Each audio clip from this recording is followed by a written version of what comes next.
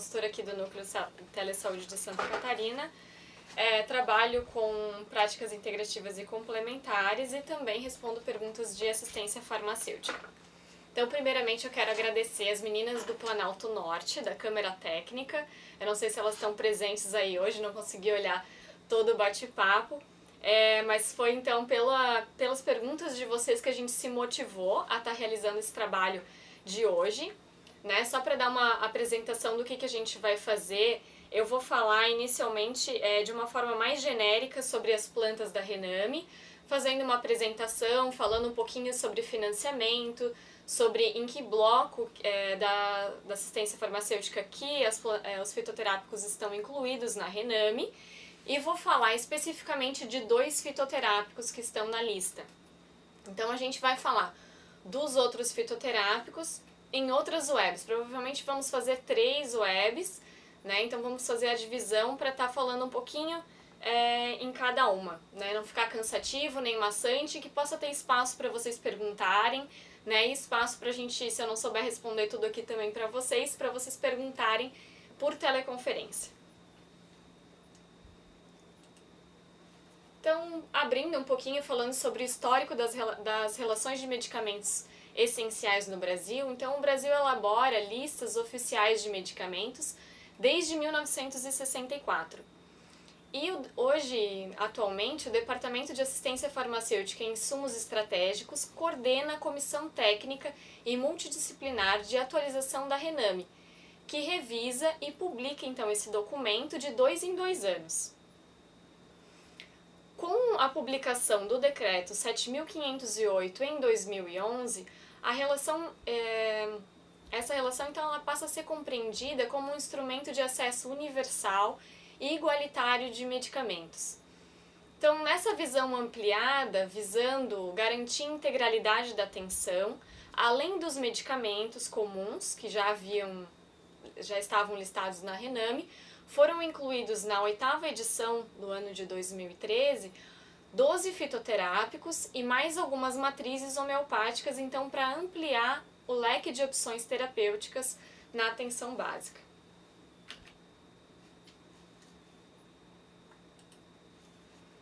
Bom, então esses fitoterápicos, eles estão dentro do bloco do componente básico da assistência farmacêutica.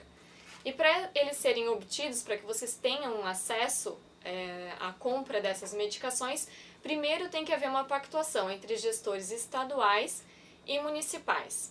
Então, geralmente eu recebo teleconsultorias, né? Tem algum recurso específico para compra de fitoterápicos na atenção básica? Então, não tem um recurso específico. Está tudo dentro do bloco do componente básico da assistência farmacêutica. E o recurso, então, é proveniente da União, Estados, Distrito Federal e Município, conforme a portaria número 155, que dispõe sobre as normas de financiamento e execução do componente básico da assistência farmacêutica.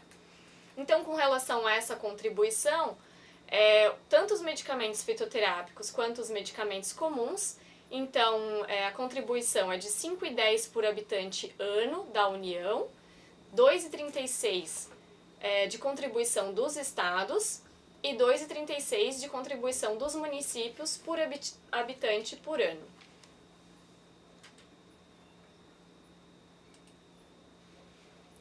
Bom, então as espécies vegetais constantes na Rename, elas vão servir como uma base, na verdade, para a elaboração da REMUME, que é a Relação Municipal de Medicamentos Essenciais.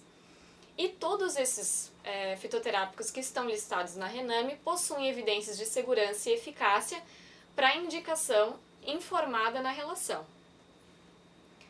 E no momento de atualização, da Rename, a cada 2 anos, sempre é verificado se todos os fitoterápicos eles possuem registro sanitário na Anvisa, né? Mas é importante que fique claro para os municípios que sempre é bom fazer essa verificação no site da Anvisa para ver se eles continuam cadastrados, né? E continuam com registro a cada 2 anos, porque volta e meia acontece de o fitoterápico obter o registro na Anvisa e por algum problema da indústria ele acaba sendo retirado do mercado. Bom, então aqui eu trago um quadro de fitoterápicos, né, onde consta as 12 plantas da Rename. A primeira delas, a Maitenus ilicifolia, que é conhecida como espinheira santa. A Micânia glomerata, que é conhecida como guaco. Salix alba, que é o salgueiro branco. O Pagophyton procubens, que é a garra do diabo. Esquinos terbentifolios, que é a aroeira. A Uncaria tomentosa, que é a unha de gato. A Menta piperita, que é conhecida também como hortelã. Ramus purchiana, que é conhecida como cáscara sagrada. Glycinimax, que é a soja. Plantago ovata, que é utilizada para obstipação intestinal. Cinaria scolymus, que é a alcachofra. E a aloe vera, que é a babosa. Então, dentre essa relação, 10 plantas são de uso interno, né, via oral, e somente 2, que são a aroeira e a babosa, são plantas utilizadas aí para uso externo. Bom, então conforme as perguntas dos municípios, eu acabei organizando esse fluxograma para explicar para vocês onde a gente consegue informações sobre os fitoterápicos da Rename. Porque, principalmente, a Câmara Técnica do Planalto Norte me questionou assim, tá, Amanda, mas a gente não tem todas as informações na Rename, então o que tem lá? Na Rename a gente tem a denominação genérica, ou seja, o nome popular da planta e o nome científico. Temos a indicação e a ação e a apresentação, que seria a forma farmacêutica. Então, se o medicamento é na forma de cápsula, se é extrato, se é feito um xarope, né, ou um comprimido. E com relação à dosagem e posologia, né, os municípios têm me perguntado onde eu encontro os dados com relação à dosagem. Então, a dosagem de todas as plantas da Rename está constada na normativa 2 de 2014, que publica a lista de medicamentos fitoterápicos de registro simplificado e a lista de produtos tradicionais de registro simplificado. E a posologia, então, ela é determinada pelo fabricante, desde que conte a dosagem do marcador químico indicada pela normativa 2 de 2014. Eu já vou dar um exemplo um pouquinho melhor sobre isso. Então, falando um pouquinho sobre os produtos tradicionais fitoterápicos e o medicamento fitoterápico, então os dois, nós temos medicamentos na Rename que são tanto da lista dos medicamentos fitoterápicos como da lista dos produtos tradicionais fitoterápicos. E qual que é a diferença deles, segundo a normativa 4 de junho de 2014? Então, o medicamento fitoterápico, ele comprova a sua segurança e a sua eficácia por meio de estudos clínicos, ou seja, estudos com seres humanos. E o produto tradicional fitoterápico, ele comprova a segurança e efetividade pela demonstração do tempo de uso pela literatura e pela literatura técnico-científica. Então, o que é isso? Um fitoterápico tradicional, ele precisa ter relatos de estudo durante 30 anos, tanto pela população brasileira, quanto por demais populações que seja descrito em todo o mundo. E precisa, então, de uma literatura técnico-científica, que fale do marcador químico da planta, que fale como aquele medicamento atua em testes de laboratório in vitro, em testes com animais. E tanto os medicamentos fitoterápicos quanto os produtos tradicionais são medicamentos e precisam estar regularizados na Anvisa para serem dispensados na farmácia básica. Então, iniciando agora a falar sobre o primeiro fitoterápico de hoje, que é o guaco, né, conhecido cientificamente como Micânia glomerata. Ele é reconhecido pela Anvisa como um produto fitoterápico tradicional, então tem utilização há mais de 30 anos relatado pela literatura. As partes da planta que são utilizadas são as folhas e o derivado vegetal é o extrato. Então, de que forma que esse extrato vai ser administrado para a população? Em diversas formas farmacêuticas, como cápsula, solução oral, tintura e xarope. Qual que é a dose recomendada? De 0,5 a 5 mg de cumarina. O que é a cumarina? Cumarina é um marcador químico. É o componente químico que é responsável pela atuação no organismo, que vai causar a ação desejada do fitoterápico. No caso que a ação do guaco será, então, ação expectorante e broncodilatadora. E a posologia vai depender da quantidade padronizada do marcador. Dando um exemplo aqui, vamos supor que um xarope ele contém 0,175 mg de cumarina em 5 ml, correspondente a uma dose. Então, nós deveremos administrar 5 ml 3 vezes ao dia para atingir a dose de 0,5 mg de cumarina ao dia, que é a dose mínima recomendada. Então, como que o guaco vai funcionar no organismo? Então, essas cumarinas, que são considerados esses princípios ativos, eles vão bloquear os receptores de acetilcolina, causando a broncodilatação. Então, diminuindo a secreção brônquica e relaxando a musculatura lisa respiratória, fazendo com que, então, auxilie no tratamento da tosse persistente com expectoração. Para quem que esse fitoterápico é contraindicado? Então, em gestantes e crianças menores de 2 anos. Por que isso? Principalmente devido à ausência de estudos. E devido à cumarina ela ter potencial hemorrágico. Então, ela é contraindicada em gestantes, principalmente no final da gestação. Então, advertências e precauções. Recomenda-se um maior critério na administração do xarope de guaco, principalmente em pacientes com quadros respiratórios crônicos, né, pacientes que tenham possibilidade de ter câncer ou tuberculose. E sempre, né, a pergunta da interação medicamentosa. Então, o guaco interage com algum outro medicamento?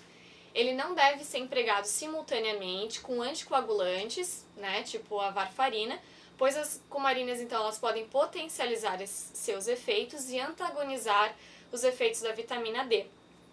Outro estudo que eu não coloquei aqui nos slides, mas que eu achei interessante também, é que o guaco ele interage sinergicamente com alguns antibióticos, como a varfarina, a vancomicina, a gentamicina e o clorafenicol. Então, eles agem potencializando a ação dessas medicações. Então, ressaltando aí também o potencial antimicrobiano do guaco.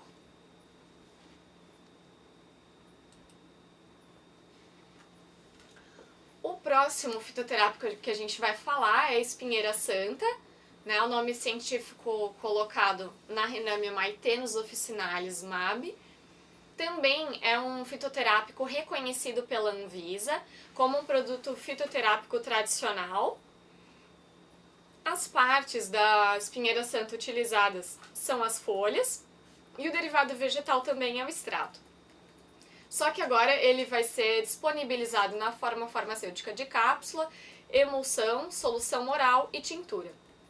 O marcador químico da planta são os taninos e a dose diária é de 60 a 90 miligramas. Ele então está recomendado na Rename como coadjuvante no tratamento de gastrites e úlcera gastroduodenal em sintomas de dispepsia. E a posologia, então, também vai depender da quantidade do marcador padronizado. Aqui eu dei um exemplo, então, em cápsulas de extrato seco contendo 13,3 mg de taninos totais por cápsula, deve-se administrar 2 cápsulas ao dia oral, 3 vezes ao dia, onde obteremos 79,8 mg de taninos totais por dia. Então, como que a espinheira santa vai agir? Ela vai agir por 2 vias, na verdade, né? Pela via antissecretora e citoprotetora. Então, as ações da espinheira santa na úlcera péptica e gastrite envolvem mais de um mecanismo de ação, não somente até esses 2 que eu falei, e diferente de substâncias e corresponde daí a diferentes substâncias e fitocomplexos. O mecanismo antissecretor se deve à função das substâncias ativas em inibir a bomba de prótons e resulta na redução da secreção basal de ácido clorídrico e na secreção induzida pela histamina. Então, além da atividade antissecretora, também temos a atividade citoprotetora do extrato, que está associada ao efeito sinérgico dos compostos ativos da planta, que possivelmente irão aumentar a síntese de prostaglandinas, que são responsáveis pela secreção de muco e bicarbonato na mucosa gástrica, protegendo assim o estômago. Então, quais que são as contraindicações? Em pacientes com histórico de hipersensibilidade e alergia à planta, isso não vale só para espinheira santa, tá? Vale para todos os outros fitoterápicos da Renami. O infuso ou medicamento fitoterápico não é recomendado durante a gravidez e lactação. Durante a lactação também pode provocar contrações uterinas. E esse medicamento não deve ser utilizado, então, por mulheres grávidas ou outros grupos de risco, né, como idosos e crianças também devido à falta de estudos. Com relação a interações medicamentosas, então, não existe nenhum estudo clínico nas bases de dados consultadas que evidencie os mecanismos de interação da planta com outras drogas. Trouxe aqui algumas referências. E estou à disposição para a gente conversar um pouquinho mais, para tirar algumas dúvidas e para responder mais teleconsultorias para vocês a respeito dessas plantas aí da Renami, né? É um tema bastante novo, né? Essas plantas foram publicadas oficialmente em 2013, né? Então é um tema bastante novo e que está gerando bastante discussão e bastante pesquisa e trabalho para a gente aqui no Telesaúde. Então tá, Benedito Novo é a primeira pergunta. Muitos dos profissionais médicos não têm como de costume a prescrição de fitoterápicos. Como podemos proceder para ter estes profissionais como adeptos dessas prescrições? Na formação acadêmica dos médicos, esse tema é presente? Está presente? Muitas vezes não está presente esse tema, né? A gente sempre recomenda que os profissionais prescritores busquem capacitação, né? Busquem um curso de especialização ou que utilizem outros serviços de educação permanente para fazer perguntas com relação a dúvidas que tenham dos fitoterápicos, né? Principalmente com relação às dúvidas das plantas da Renami. E com relação a que eles se sintam mais seguros, né, para estar prescrevendo esses fitoterápicos, então é o trabalho que a gente está fazendo com a Câmara Técnica do Planalto Norte, né? E o que a gente está fazendo é elaborar um documento um pouco mais ampliado do que a Renami, né? Contendo as informações lá da normativa 2 de 2014, que eu comentei com vocês no slide, e colocando também algumas informações com relação ao mecanismo de ação do fitoterápico e as interações medicamentosas, que não tem em documentos oficiais do Ministério da Saúde. Então a gente está elaborando esse documento aos poucos e vocês podem solicitar teleconsultorias de cada planta perguntando sobre mecanismo de ação, interação medicamentosa, e daí eu vou respondendo individualmente para vocês. Eu pulei ali o pessoal de Seara, desculpa. O pessoal de Seara então pede para, por favor, repetir as 12 plantas que estão ali. Então, eu vou repetir falando o nome popular da planta, tá? A primeira é a alcachofra, temos a aroeira, a babosa, a cáscara sagrada, espinheira santa, garra do diabo, o guaco, a hortelã, isoflavona, plantago, o salgueiro e a unha de gato. Bom, próxima pergunta é lá de Fraiburgo. O pessoal quer saber, porque alguns pacientes relatam que tomam chá de espinheira santa para emagrecer. E eles querem saber se existe alguma comprovação de que isso realmente auxilie no emagrecimento. Então, não existe evidência de que a espinheira santa vai ajudar no emagrecimento. Mas ela é uma planta que é diurética. Então, muitas vezes, as pessoas que relatam inchaço confundem um pouco a questão do emagrecimento com a retenção de líquido, né? Então, se a pessoa conseguir diminuir então a retenção de líquido com a espinheira santa, vai reduzir o inchaço, mas não que vai causar aí o emagrecimento, né? Precisa de uma dieta, atividade física, e tem outras plantas ali, eu acho que poderiam ajudar um pouquinho mais no emagrecimento, que a gente pode responder por teleconsultoria, que não seria a espinheira santa. O pessoal de Botuverá quer saber se existe mais de um tipo de espinheira santa, porque eles relataram ali que tem uma folha de espinheira santa que sai uma espécie de leite, né, algo esbranquiçado, um líquido esbranquiçado da folha, e que não é boa, né, segundo o relato ali do pessoal de Botuverá. Então eles querem saber se existe mais de um tipo. Claro, sim. Existem relatos de mais de 86 espécies de espinheira santa no sul do Brasil.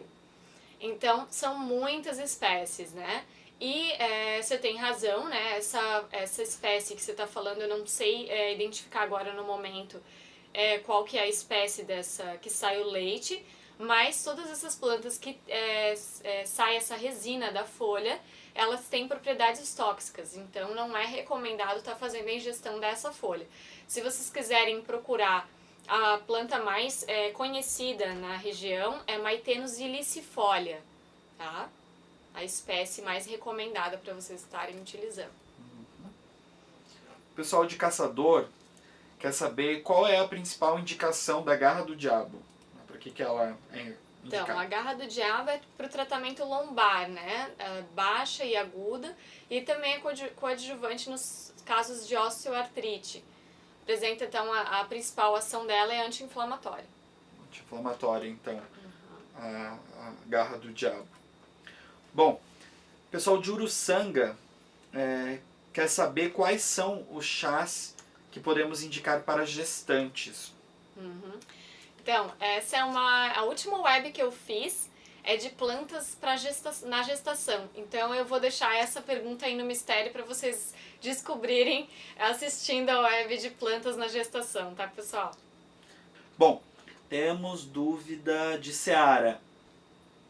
Em curso, o pessoal relata, né, que aprenderam que gengibre é bom para enjoo de gestante em quantidades moderadas. Gengibre acaba sendo uma raiz que é bastante indicada, né, para muita coisa, acelerar o metabolismo, etc. Tá perguntando se está certa, né? Então tá certo, sim, né? Eu até abordo o gengibre nessa web de gestantes, é bem legal. Inclusive falo a dose recomendada para vocês estarem utilizando, mas se não me engano são 0,5 gramas de gengibre por dia, né? Que pode ser colocado ou na água, ou você pode mascar também um pedacinho de gengibre na hora que estiver sentindo enjoo. Botuverá quer saber se crianças menores de 1 ano podem tomar chás e qual é o mais indicado. Então, a gente na verdade não recomenda chás para crianças menores de 1 ano, né? Na verdade, menores de 2 anos a gente não está recomendando, e principalmente menores de 1 ano porque pode atrapalhar na amamentação, né? O sabor do chá, muitas vezes a criança se apega mais ao sabor do chá do que ao sabor do leite, e acaba então reduzindo as mamadas por querer e pedir o chá, principalmente quando o chá é adoçado.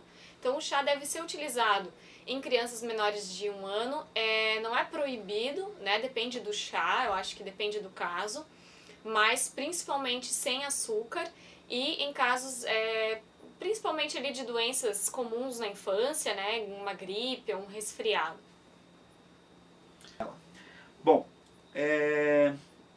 Uruçanga, chá verde que é usado para diminuição de peso. Também uma dúvida com relação ao emagrecimento, pessoal com as milagres aí. O chá verde, ele ajuda também no emagrecimento? Então, de todos os chás que a gente tem estudado e tem respondido teleconsultoria, realmente o chá verde é o que tem mais estudos evidenciando o aumento do metabolismo, né? Então, o aumento do metabolismo vai ajudar realmente na queima de gorduras e vai ajudar a auxiliar no emagrecimento, né? Mas também tem uma dose recomendada do chá, e também o chá deve estar associado à alimentação regular, né? Então não está consumindo muitos alimentos processados e gordurosos e também com atividade física regular. Beleza. Bom, pessoal de Benedito Novo... Não. Isso mesmo, Benedito Novo na ordem. Qual a diferença entre planta medicinal e fitoterápico? Então, a planta medicinal é o chá, né? Considerado aquele chá vendido em casa de produtos naturais, né? Que não tem uma eficácia, né? E uma segurança comprovada. O fitoterápico, ele é passado por um processamento. Então, essa planta medicinal, ou ela é seca, é triturada, ou ela é feito um processo de extração, né? E a partir daí, então, aquela planta medicinal, ela vai ser padronizada, vai se saber quanto de compostos químicos que tem nela, e então vai ser padronizada uma dose para virar uma forma farmacêutica. É como se fosse um insumo que ele precisa ser processado para ser transformado em um fitoterápico, para ser transformado em um medicamento. Jardinópolis. Carqueja tem contraindicação? É um chazinho que minha mãe sempre me deu. Então, tudo depende da dose, né? Eu acho que a resposta melhor que se tem para dizer com relação à contraindicação de chás é isso, porque um chazinho de carqueja depois do almoço para aliviar aquele peso no estômago, aquela comida gordurosa para ajudar na digestão, então é excelente, não tem contraindicação. Agora, se esse chá for consumido por acima de 3 meses, um uso regular, mais do que 3 vezes ao dia, provavelmente vai ter contraindicações, principalmente relacionadas à hepatotoxicidade. Caçador, chá de Marcela. Quais são as indicações para o chá de Marcela? Então, o chá de Marcela ele é bastante utilizado para dispepsias, né? Para problemas digestivos também, assim como o chá de carqueja, né? Então, ele também vai atuar nos processos digestivos. É um chá anti-inflamatório que também é utilizado, o Dr. César, que é um médico de família, que trabalha com a gente também no Telesaúde, ele sempre recomenda também fazer o bochecho de chá de Marcela para afecções bucais, né? Então também tem uma web dele sobre afecções bucais que ele cita a Marcela aí no caso de aftas. O pessoal de Benedito Novo deixou uma pergunta aqui. É possível curar doenças usando ervas ou só alivia os sintomas? Então tudo depende de que erva que a gente está falando e de que doença que a gente está falando. Trazendo essa ideia para a web de hoje, se a gente pensar na tosse, por exemplo, e na gastrite aguda, que são as duas indicações dos fitoterápicos que a gente trabalhou hoje, o guaco pode sim curar a tosse. E a espinheira santa também, se utilizada de forma correta e com acompanhamento, pode sim curar a gastrite aguda.